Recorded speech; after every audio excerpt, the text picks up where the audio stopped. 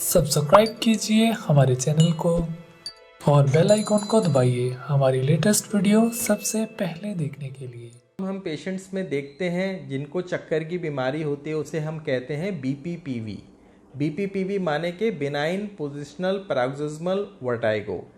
इस तरह के पेशेंट्स में ये कॉमन लक्षण होते हैं। जब भी पेशेंट बेड से उठने की कोशिश करता है या बेड पे लेटने की कोशिश करता है तो उसको घुमावदार चक्कर आने लगते हैं और अक्सर ये चक्कर आधे 1 मिनट तक रह सकते हैं। पेशेंट को नौजिया हो सकता है और पेशेंट को कई बार इस तरह का एहसास हो सकता है कि वो बिस्तर से गिर जाएगा।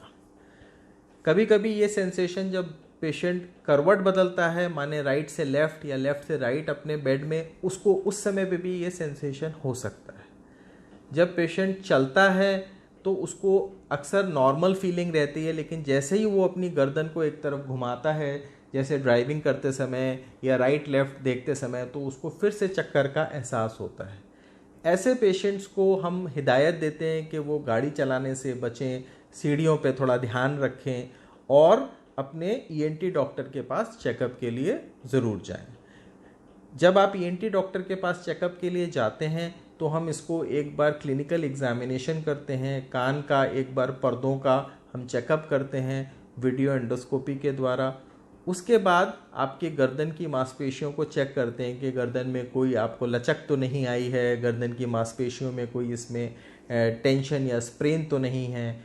और उसके बाद आपका हम एक वीएनजी टेस्ट करते हैं, जिसमें हम आँखों के ऊपर एक स्पेशलाइज्ड कंप्यूटर गॉगल्स पहनाते हैं और इन गॉगल्स को हम एक कंप्यूटर रिकॉर्डिंग में इस्तेमाल करते हैं जब आपकी वेरियस हेड पोजीशंस को हम चेंज करते हैं। जैसे ही हम हेड पोजीशन चेंज करते हैं, हम देखते हैं पेशेंट कहता है चक्कर आ रहा है, और हम गॉगल्स के ज़रिए आँखों में होने वाले मूवमेंट को, जिसको हम निस्टैग्मस कहते हैं, उसको हम पकड़ सकते हैं। ये निस्टैग्मस कई तरह का होता है, जैसे कि right beating, left beating, up beating, torsional nystagmus, और अलग अलग हमारे सेमी सर्कुलर कैनाल्स के अफेक्शन से हम देखते हैं अलग अलग पैटर्न निस्टैग्मस का आता है। इस तरीके से हम ये डिटेक्शन कर पाते हैं कि कौन से तरफ, राइट तरफ या लेफ़्ट तरफ, और कौन से सेमी सर्कुलर कैनाल में ये परेशानी हो रही है। इसके बाद इसका जो इलाज है वो बहुत सिंपल हो जाता है।